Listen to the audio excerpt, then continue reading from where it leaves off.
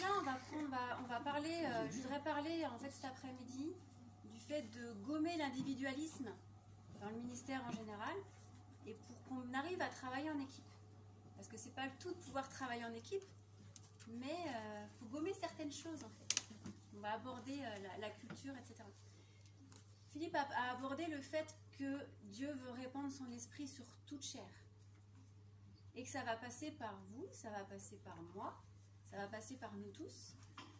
Mais on est conscient quand on a lu Éphésiens 4 tout à l'heure, il nous a donné comme, on va en reparler de ça. On va travailler sur ça. Et c'est aussi pour l'édification du corps.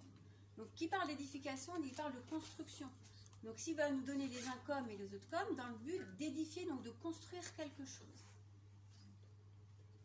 Et c'est pour arriver à l'unité de la foi. Donc il y a une question d'unité derrière qui est importante. C'est-à-dire que Dieu ne va pas nous mettre les uns à côté des autres, juste les uns à côté des autres, il va vouloir nous amener à travailler en équipe. Donc je vais vous faire un schéma. On aime bien faire les schémas. Avant je ne faisais pas de schéma. Mais Philippe a dû déteindre sur moi. Mais visiblement ça parle mieux. Ça dépend pour qui. Donc là, je vais faire une ligne. Cette ligne-là, c'est la ligne du salut. Ça passe par qui? Comment on est sauvé par qui? Donc c'est par Christ. Je fais une croix. On est sauvé par Christ. Donc à partir du moment où on est sauvé par Christ, là, on est sauvé. Tout ce qui est là, toutes les personnes qui sont là, on est sauvé. Donc ça veut dire que qu'on soit... Peu importe, vous allez voir, le dessin, il va se construire au fur et à mesure. À partir du moment où on est là, j'ai fait une forme de sablier, comme ça. Et ici, il y a tous ceux qui sont nés de nouveau. C'est pour ça qu'on voulait prier, pour que s'il y a des gens qui ne sont pas encore nés de nouveau, qu'ils puissent rentrer avec nous. Donc je fais des petits ronds. Ça vous fait penser à quoi? Des grains de raisin. Ok, des grains de raisin. Vous êtes forts quand même. Ah ouais, Parce que vous demandez ça. Ok. C'est des grains de raisin, d'accord? Pourquoi du grain de raisin? Parce que dans un grain, c'est un fruit. Et quand on va le presser, parce que là, il y en a qui savent qu'il va y avoir ici, il va y avoir un pressoir. Moi, je parle du schéma du pressoir. C'est exactement ça. Et dans l'entonnoir, on va retrouver tout un tas de personnes, de types de personnes. Et dans cet entonnoir, ici, on parle bien de chrétiens. Mais ici, on peut être encore ce qu'on appelle des chrétiens charnels. Vous savez que ça existait, les chrétiens charnels? Oui. C'est écrit dans la Bible. Dans 1 Corinthiens, il dit dans 1 Corinthiens 4, verset 4 à 7, il est écrit « Je rends à mon Dieu de continuelles actions de grâce à votre sujet, pour la grâce de Dieu qui vous a été accordée en Jésus-Christ. Car en lui, vous avez été comblés de toutes les richesses qui concernent la parole et la connaissance, le témoignage de Christ ayant été solidement établi parmi vous, de sorte qu'il ne vous manque aucun don, dans l'attente où vous êtes de la manifestation de notre Seigneur Jésus-Christ. » Donc là, on voit que les chrétiens à Corinthe, ils ont tous les dons. On pourrait remettre dans les grains, là je vais faire des plus gros grains, on s'en fiche, peu importe. Il y avait les apôtres, les prophètes, les évangélistes, les pasteurs et les enseignants. C'est pour tout le monde. C'est pas que les gros grains du dessus, hein, d'accord? Ça c'est chacun.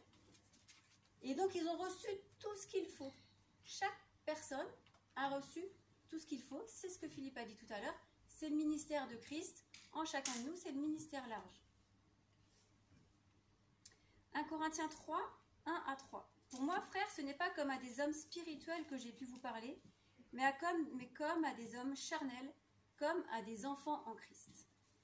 Je vous ai donné du lait et non de la nourriture solide, car vous ne pouviez pas la supporter, et vous ne le pouvez pas même à présent parce que vous êtes encore charnels. En effet, puisqu'il y a parmi vous de la jalousie et des disputes, n'êtes-vous pas charnels et ne marchez-vous pas selon l'homme? Donc là, il y a des chrétiens, il parle à des chrétiens qui ont tout reçu, tous les dons, mais ils fonctionnent quand même selon la chair. Ça paraît étonnant. On a l'impression que quand on est né de nouveau, tout ça c'est fichu, c'est fini, c'est derrière nous. En Christ, c'est derrière nous. Mais il y a des habitudes qui ont été là dès le départ, qui doivent être enlevées au fur et à mesure.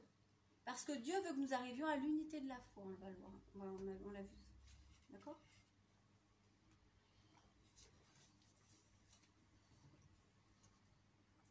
On va parler d'équipe de ministère. On a parlé tout à l'heure d'équipe de ministère.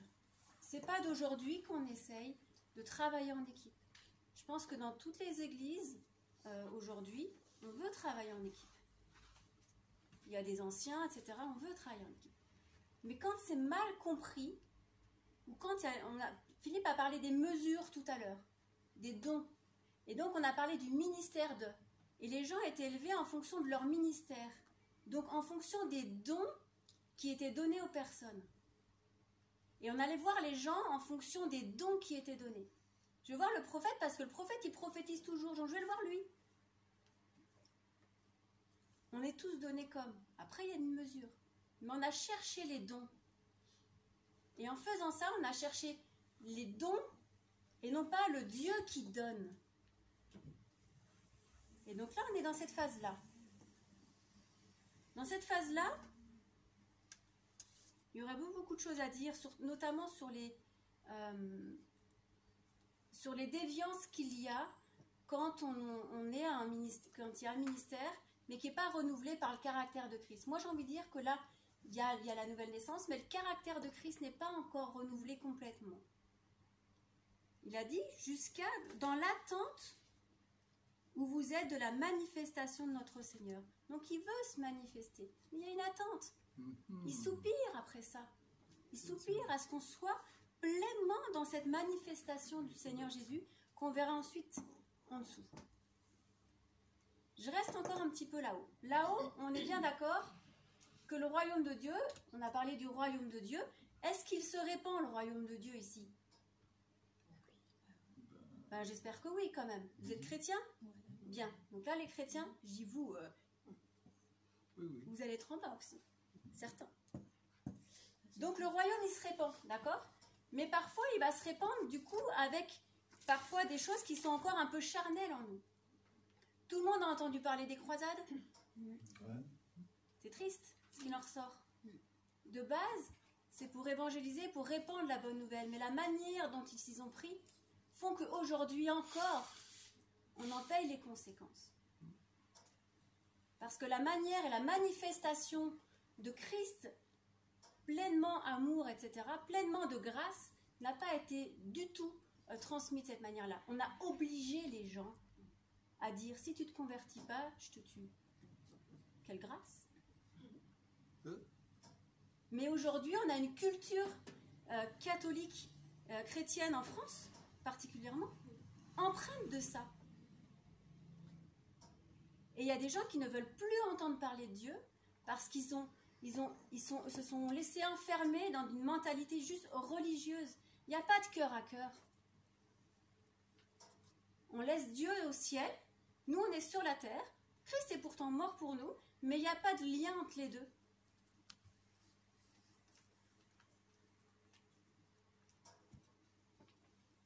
Dans l'entonnoir, donc là, ce que je voulais dire, c'est qu'on peut mettre les dons en avant au lieu de mettre la personne.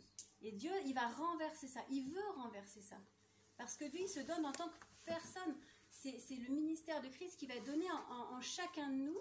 Et les dons accompagnent. Et le problème, c'est qu'on a inversé les choses pendant des années. On a mis les dons en avant et pas la personne. Ce qui fait que ça a créé beaucoup de blessures ici. Des grains de raisin les uns contre les autres. Des personnes les unes avec les autres qui servaient et qui se comprenaient mal. Qui servaient et qui... ça a créé des disputes, ça a créé des blessures. C'est des grains de raisin qui se mettent les uns contre les autres et quand on les met les grains de raisin les uns contre les autres, ça pourrit. Ou ça fait du jus, mais pas le bon jus. Il y a des gens qui ont été blessés dans les églises. Donc, ce que je disais tout à l'heure, dans l'entonnoir, ça c'est la partie de l'entonnoir, il peut y avoir des chrétiens donc charnels, des caractères qui ne sont pas encore renouvelés. Et bon, Dieu, il va travailler, il y travaille. Et on va y travailler. Ici, je voudrais aussi rappeler une chose, c'est que dans cette zone-là, on peut avoir il y a la culture. Je veux parler de culture parce qu'on parle de royaume. Mais il y a la culture des uns et des autres. On peut parler des dons, on peut parler du ministère. Mais je pourrais aussi mettre d'autres choses dans les grains de raisin. Je pourrais dire, là, il y a la culture d'un tel. Moi, je suis née dans telle famille. J'ai grandi comme ci, moi j'ai grandi comme ça. Et on a mis des gens dans l'église à vouloir travailler ensemble et chacun apportait sa propre culture. De ce qu'il avait appris, de ce qu'il avait compris, de ce qu'on lui avait transmis. C'est les pensées et les mentalités qui étaient complètement, qui étaient façonnées chez les personnes. Et ça influence plein de choses. Ça peut avoir une influence sur plein de choses de la vie de tous les jours. Par exemple, la ponctualité. Qu'est-ce que ça veut dire, la ponctualité? Pour les uns, ça ne va pas dire la même chose que pour les autres. La manière de s'exprimer. Il y a des personnes qui vont être plus extraverties, d'autres plus introverties. Et ça, c'est quand même très empreint suivant certains pays, certaines cultures. On voit des différences à ce niveau-là.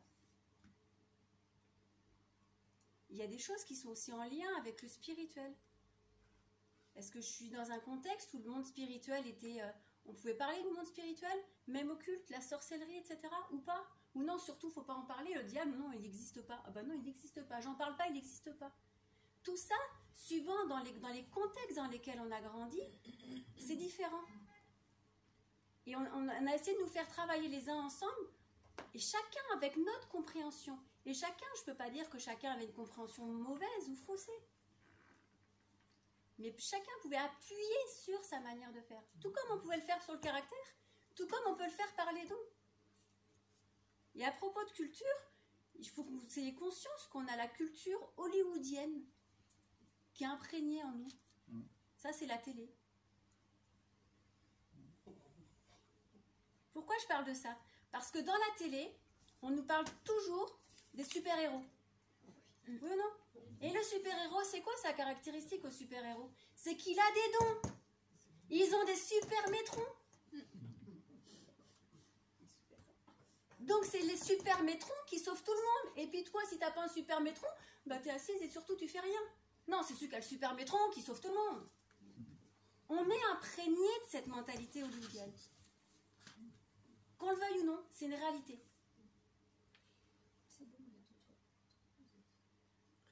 Et il y a toujours ceux qu'on les mettront du coup élevés, ils sont au-dessus des autres. Alors il suffit qu'ils aient un petit ego pas trop crucifié, je ne dis pas ce que ça peut donner.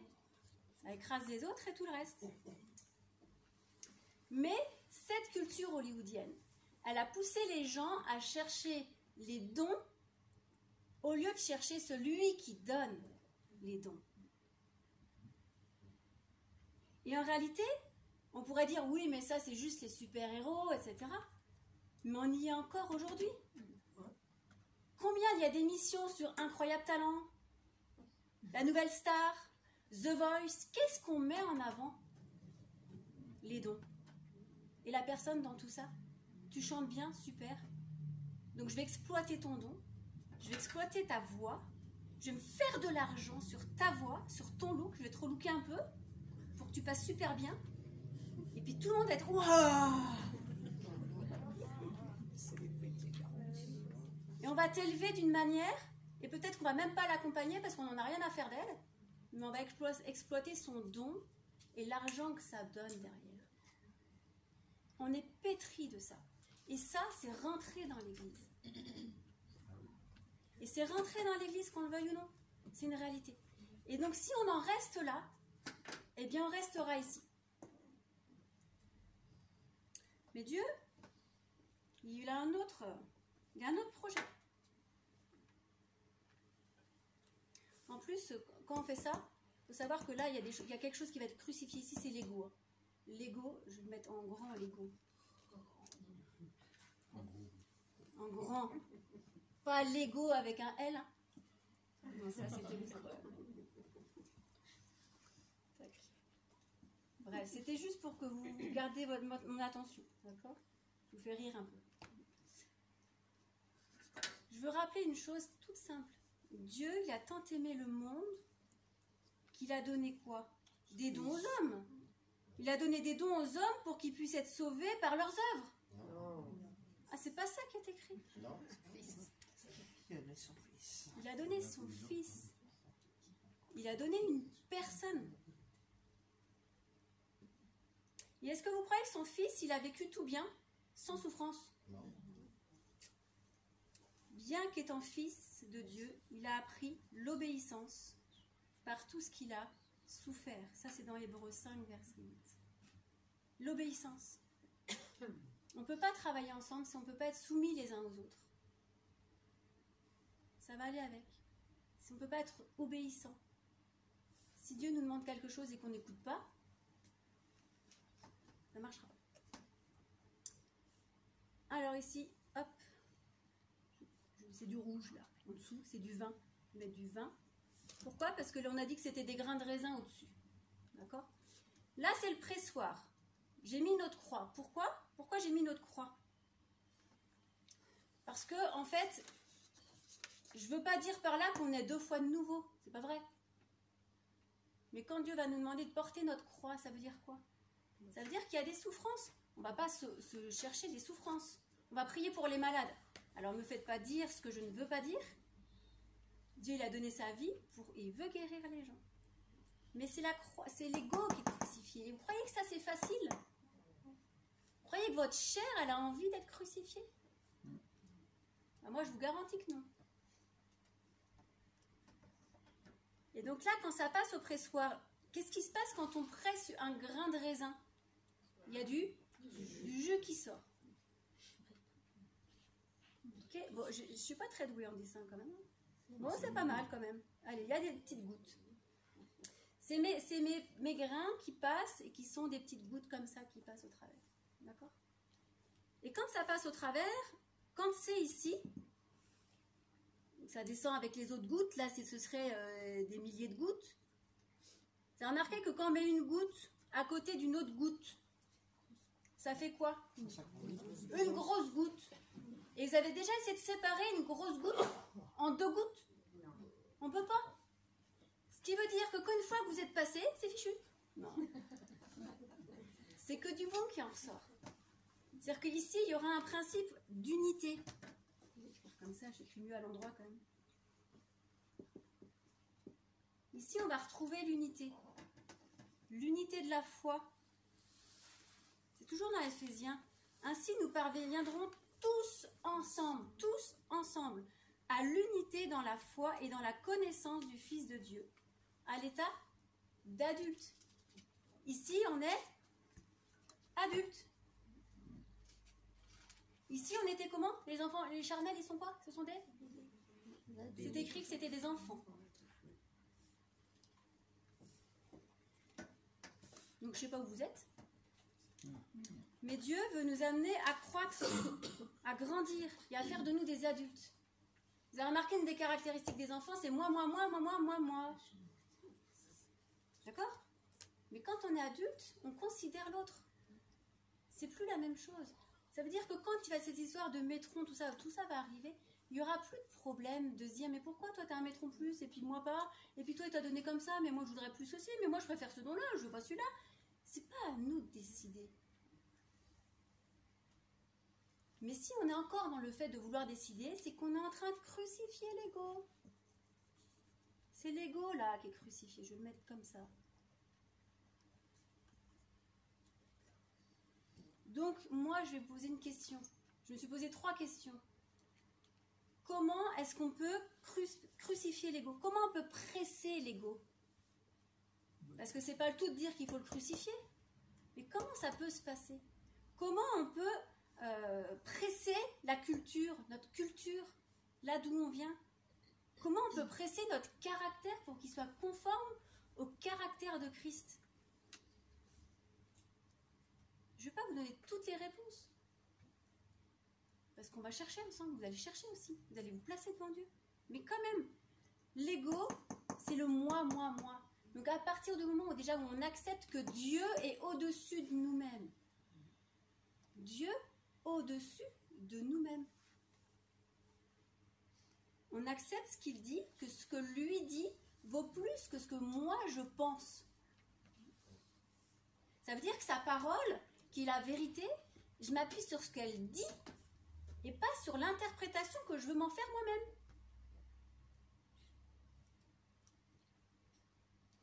La culture.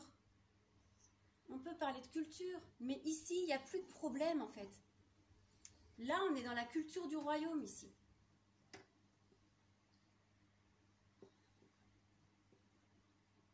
Et qui est le roi? Jésus. C'est Jésus. Donc c'est Jésus qui nous a appelés. Qui c'est qui vient vous chercher? Qui c'est qui vous attire à lui? C'est toujours lui. C'est toujours Jésus. D'accord? Donc lui, il fait de nous ses sujets. Parce qu'il est souverain. Il est tout puissant. Et il nous introduit dans sa culture à lui. Alors est-ce que c'est ma culture à moi, de là où j'ai grandi, qui est importante? Ou est-ce que c'est ce que lui dit? C'est lui qui va régler tous les problèmes de ponctualité, pas ponctualité. Enfin, je schématise exprès avec ça parce que quand même, c'est assez drôle. Mais c'est lui qui règle ça.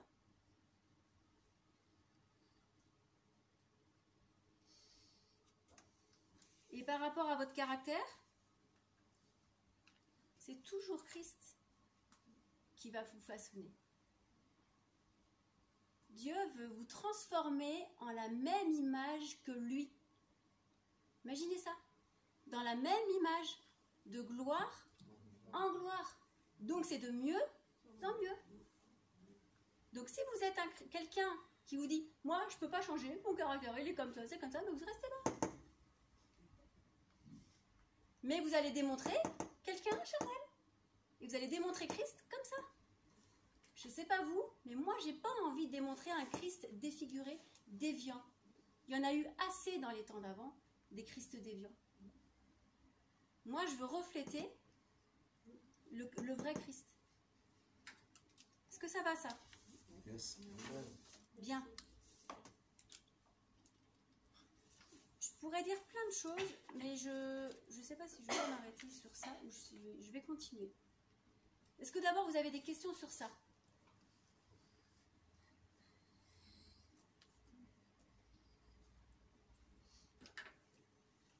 Je vais le laisser là.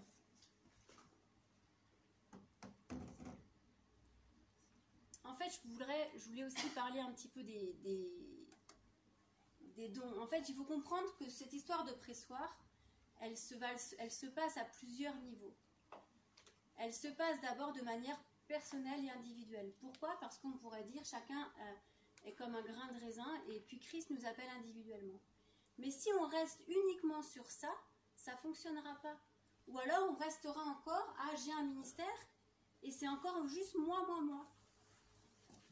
Donc à un moment donné, il y a tout ce qui nous concerne personnellement et je voudrais qu'on prie après pour chacun. Parce que si on sent que si là, quand je vous dis ça, je pense qu'il y en a qui sont interpellés en disant peut-être que mon caractère a besoin de changer, ou peut-être que ma culture, ou peut-être que, oups, finalement, je pense un peu trop à moi. On va prier pour vous. Parce qu'on veut prier pour chacun, parce qu'on veut progresser. Mais je voudrais aussi qu'on comprenne que si on est à la fois des personnes individuelles, Dieu a tant aimé le monde, comme disait Thérèse, ça peut être le monde entier, mais à un moment donné, il parle à chaque personne. Jésus, il vient chercher qui? Il vient chercher son église. D'accord? Mais dans l'Apocalypse, qui vient hâter le retour de Jésus? Est-ce que c'est écrit l'Esprit et l'Église disent « Viens » ? C'est pas l'Esprit et l'Église. C'est l'Esprit et l'épouse. Alors c'est quoi la différence entre l'Église et l'épouse? Il y a une question d'intimité là. Là, je peux encore faire ce que je veux. Mais quand je suis unie à Christ, unie, faire un, l'image de l'épouse, c'est parce qu'on fait un. Et Dieu, il veut qu'on fasse un. Il a dit comme moi, c'est dans Jean ça. Comme moi, je fais un avec le Père, je veux que vous fassiez un avec moi. Et parce que vous allez faire un avec moi, tout le monde va voir. En fait, c'est un témoignage pour que le monde croie que Jésus l'a envoyé. Donc, il y a aussi cette histoire de pressoir qui va se faire au niveau du corps de Christ. Pourquoi? Parce que Jésus vient chercher une église glorieuse, sans rides, ni taches. Donc, je crois, c'est ce que je crois moi, que oui, peut-être qu'individuellement, quelque part, on pourrait dire, je veux rester là. Mais quand même, je crois que Dieu, par son esprit, non seulement il va se répandre sur toute chair pour tout le monde, mais je crois surtout qu'il veut nous faire passer là ensemble. Parce que c'est que là, ensemble, qu'on va pouvoir travailler dans l'unité. Et quand on passe ici, il y a une simplicité qui se passe, vraiment. Mais on ne peut pas le vivre si on n'est pas passé par là. Et c'est facile à voir. Si quand on commence à travailler les uns avec les autres et qu'on commence à se dire ce que j'ai dit tout à l'heure, oui, mais lui, oui, mais elle, ça ne marche plus. Et pourquoi c'est important de mettre chacun de nous, la personne de Christ au centre? C'est parce que les dons ici, on peut les dévier. Si notre caractère, il n'est pas transformé, les dons peuvent, je ne sais pas comment dire, ils sont toujours là, mais ils peuvent être déviants à cause du caractère qui n'est pas formé. Je donne un exemple. Imaginez qu'il y a quelqu'un qui a un don d'enseignement, donc il connaît bien la parole, etc. Elle peut très bien enseigner, elle peut être reconnue comme ça. Mais la manière de le dire, la manière de l'exercer, ça peut dévier en pharisianisme. Les docteurs de la loi qui savent tout sur tout. Ça peut dévier en religiosité. Tu dois faire ci, tu dois pas faire ça. C'est comme ci, c'est comme ça. Elle est où la grâce derrière? Et il est où le message qu'on entend le Père qui parle derrière et qui dit mais moi je veux apporter la parole mais pas sous cette forme-là. C'est ce que Jésus l'a fait avec les pharisiens. Ils connaissaient la loi par cœur. La lettre tue mais l'esprit vivifie.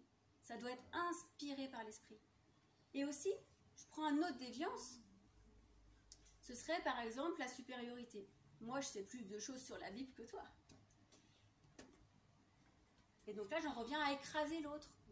Donc c'est encore ça. Et donc c'est pour ça que notre caractère a besoin d'être façonné individuellement et collectivement pour ça. Jésus, c'est pas l'exemple qu'il nous donne. Quand il va parler, c'est même pas un exemple de base, c'est même pas un enseignement. Mais quand il y a la femme pécheresse, il n'est pas en train de lui prêcher. Et ce que je veux dire, c'est pas ça. C'est-à-dire qu'il y a les autres qui disent oui, mais la loi, elle dit ça, elle doit être lapidée, nanana. C'est comme ça, c'est la loi, c'est comme ça, c'est intransigeant et c'est comme ça. Et Jésus, qu'est-ce qu'il fait? C'était la loi.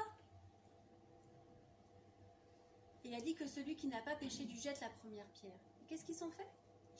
Ils sont tous partis. Alors Jésus, il aurait pu continuer de lui faire la morale, juste elle et lui. Il n'y avait plus trop de monde. Des fois, on reprend les gens comme ça, juste tous les deux. Il a dit là, les autres ne te condamnent pas, ben va. Et va et quoi? Ne pêche plus. Il ne l'amène pas seulement à la loi, à ce qu'il faut faire ou pas faire. Il l'amène à la compréhension de la grâce qu'il est en train de déverser sur elle. Il y a en plus, on pourrait parler de va comme un envoi, bref, on pourrait parler d'apôtre et pas d'enseignant, bref. Vous allez voir que ça s'imbrique. Et ça, ces déviances-là, on peut les retrouver, on peut le voir dans tous les ministères. Il y a des déviances dans tous les ministères. Je vais en donner quelques-uns. Dans le don pastoral, une des déviances du don pastoral, ce serait quoi? D'amener les gens, on prend soin des gens, on peut avoir compassion. Je vais tellement m'occuper de toi que tu vas toujours, elle va être contente que je m'occupe d'elle, vous êtes d'accord? Normal. Mais du coup, elle va vouloir venir vers moi, pourquoi? Parce que moi, je m'occupe d'elle. Donc je peux amener la personne à moi au lieu de l'amener à Christ. Ça, c'est une déviance pastorale. Je peux aussi vouloir la surprotéger. Non mais surtout, non mais t'as été trop blessé par la vie, surtout mais non mais va pas dans le monde, tu te rends pas compte, reste juste dans l'église. Ça, c'est une autre déviance qu'on a vue dans le domaine pastoral. Et c'est pas ce que Jésus fait. Jésus va dire, je suis la porte, je suis le bon berger.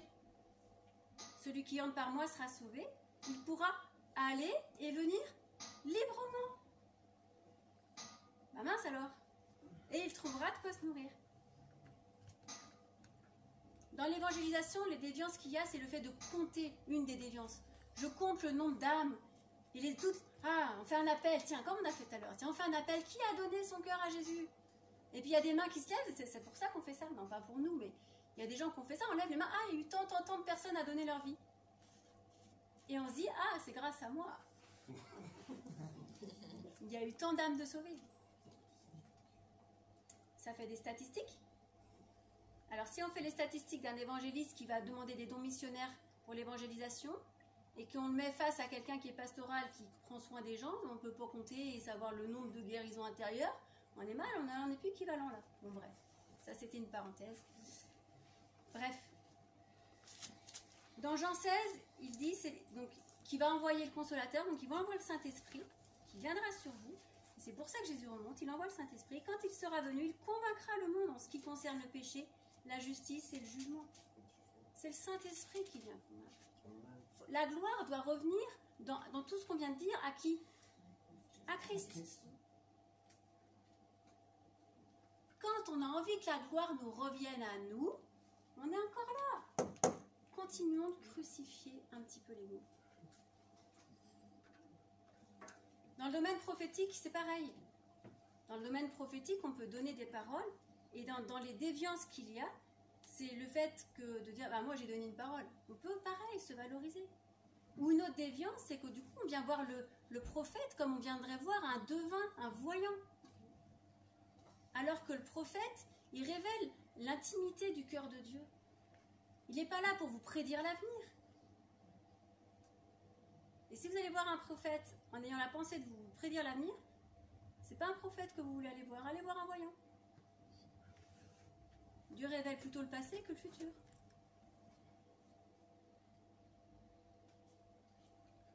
Un jour, Dieu m'a montré un truc que j'avais vécu qui était grave. J'ai dit, mais pourquoi tu me montres ça? Il dit, parce que toi, tu croyais que j'étais absente, que j'étais pas là. Et moi, j'étais là avec toi quand ça s'est passé. Alors pourquoi t'as rien fait? C'était pas le temps, c'était pas le moment. Mais regarde maintenant ce que je vais faire maintenant. C'est le temps maintenant, je vais te révéler ça.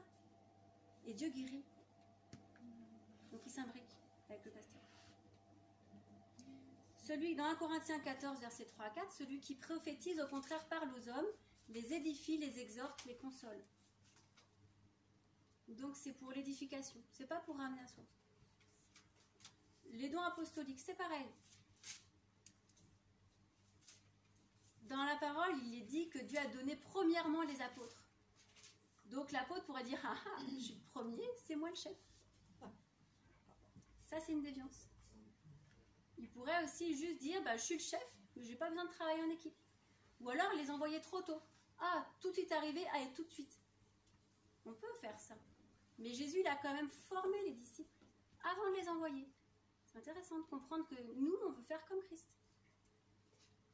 Et dans 1 Corinthiens 3,10, il est dit, selon la grâce de Dieu qui m'a été donnée, j'ai posé le fondement comme un sage architecte et un autre bâti dessus. Donc il va y avoir une question de travail d'équipe dans le domaine apostolique. Et dans Jean 20, Jésus leur dit de nouveau, la paix soit avec vous, comme le Père m'a envoyé, moi aussi je vous envoie. Il y a la notion de construire et la notion d'envoi. Donc tout ça, ça veut me dire quoi? Qu'un don, si on focalise uniquement sur le don. Je le dis parce qu'en fait, quand on va travailler tout à l'heure et qu'on va vers les exercices prophétiques, on veut savoir comment vous allez être donné et comment Dieu vous donne en plus. Mais c'est pas le don qu'on veut mettre en avant, c'est toujours vous et Christ en vous.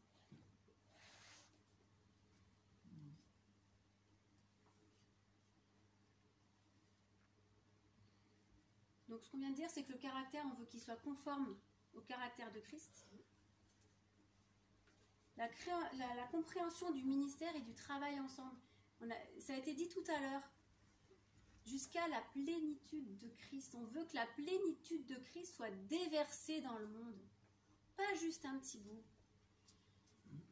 Pas juste un petit bout. C'est comme si on vous donnait un truc fade en fait. Le problème, c'est qu'aujourd'hui, on nous a donné que des trucs... Je le dis comme ça, c'est très limité, mais c'est fade ce qu'on a reçu parfois. Je donnais l'exemple d'un yaourt nature sucré. Pas sucré, nature tout court. Si vous avez toujours goûté du yaourt nature sans sucre, vous trouvez ça bon.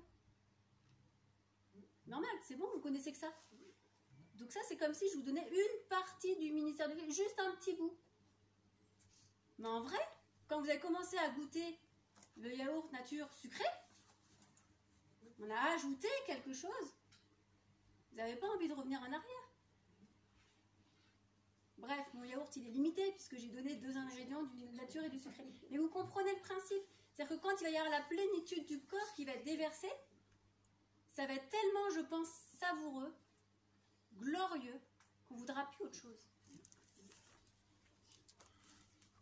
C'est pour vous donner envie. Hein.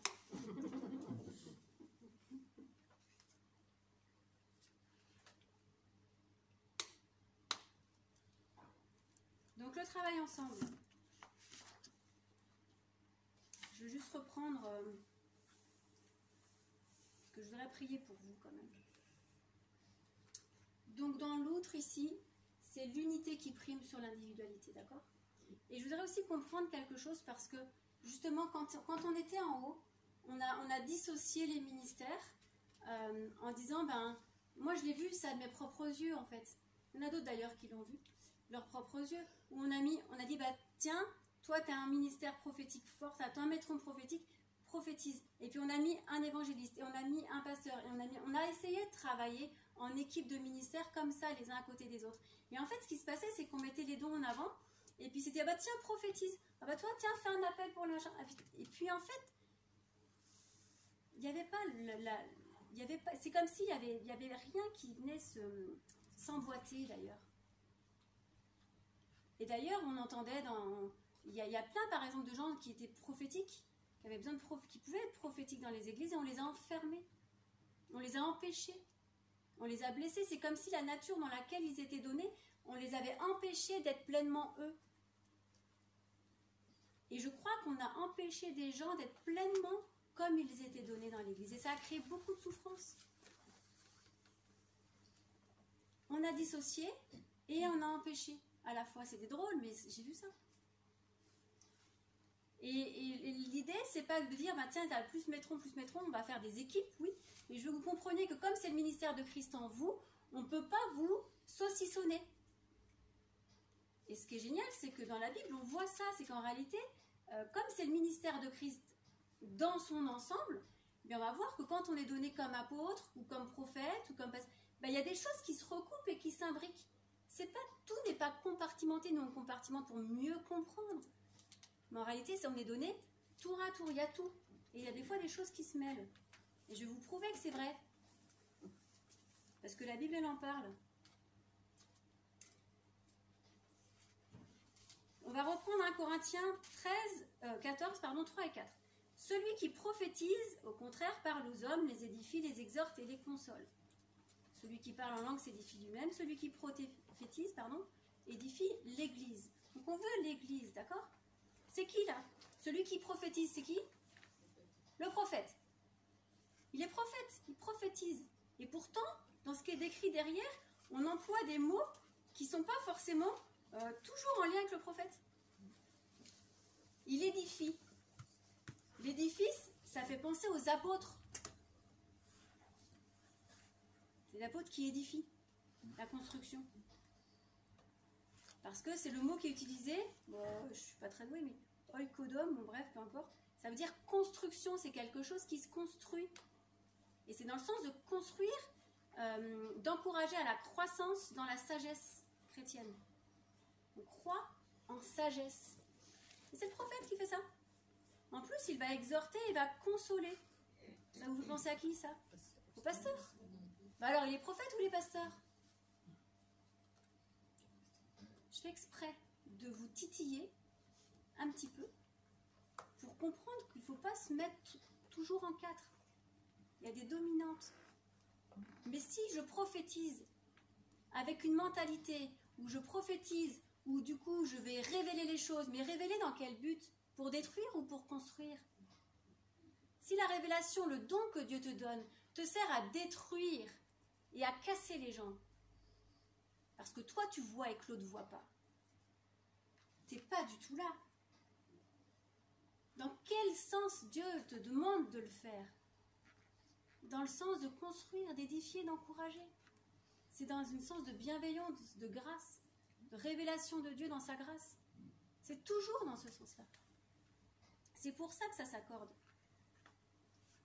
Quand on parlait de l'apôtre, le verset que j'avais donné tout à l'heure, c'était « Selon la grâce de Dieu qui m'a été donnée, J'ai posé le fondement comme un sage architecte et un autre bâti dessus. Donc le sage architecte, il pose le fondement. Le fondement, c'est la base. Le fondement de la maison, c'est la base de la maison. Et il dit un autre construit par-dessus. Vous avez remarqué que quand la maison est construite, est-ce qu'on le voit, le fondement? On va voir tous les autres matériaux. Et les autres matériaux, dans ce contexte, c'est les autres ministères qui construisent et qui bâtissent dessus. Ce qui veut dire que l'apôtre, c'est pas lui qui est en vue. En fait, il est en dessous. Parce qu'il ne cherche pas à se mettre en premier.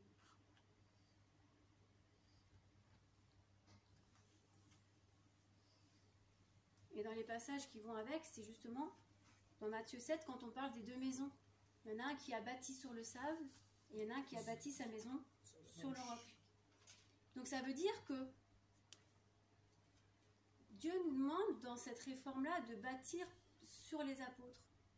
On pourrait bâtir autrement, mais qu'est-ce qui se passe? Comment on va voir si c'est fondé de la bonne manière ou pas?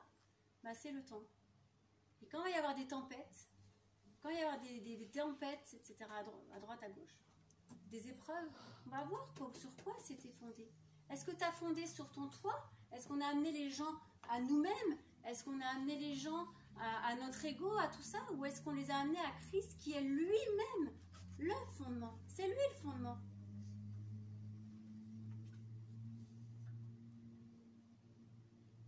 Donc ce que je disais tout à l'heure, je le redis, quand j'ai pris l'exemple de Jésus qui est la porte et qui dit que les brebis peuvent aller et venir librement, il y a donc il y a le fait que ça c'est plutôt apostolique.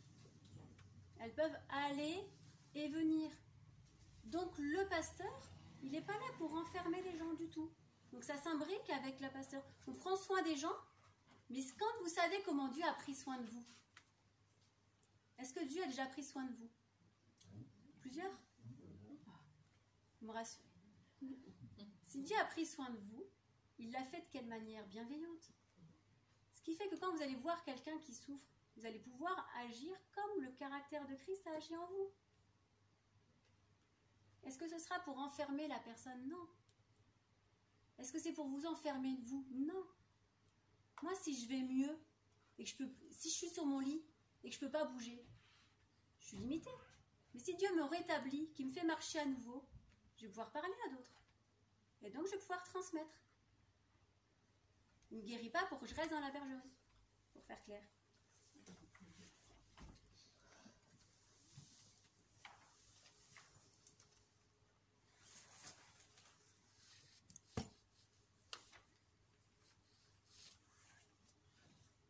Il m'en manque un bout. Voilà.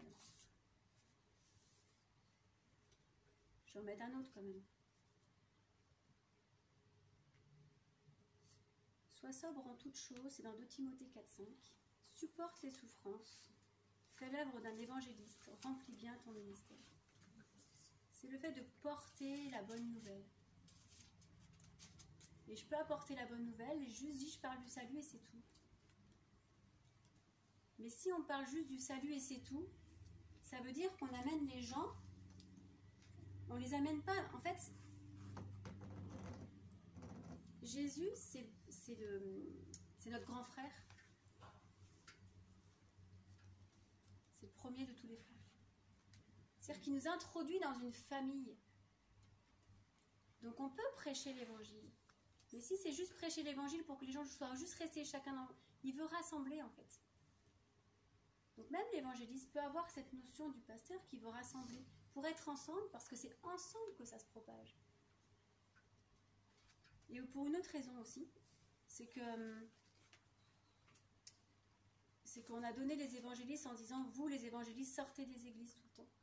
Mais l'évangéliste, il faut savoir que l'évangéliste, il est dans le ministère de Christ. Et le ministère de Christ, il est fait d'abord pour le perfectionnement de qui? Des saints. Alors pourquoi on le met dehors alors que nous, on en a besoin déjà dans l'église? On a besoin de comprendre comment ça fonctionne. C'est quoi le cœur de quelqu'un qui pleure pour les perdus? On a besoin d'être tous ensemble. Et tout ça, ça va permettre un déversement ici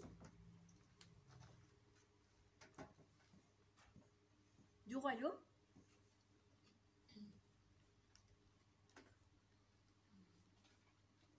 Et pour moi, ça va être l'accroissement, et ça va être l'accroissement de l'Église glorieuse qui se répand.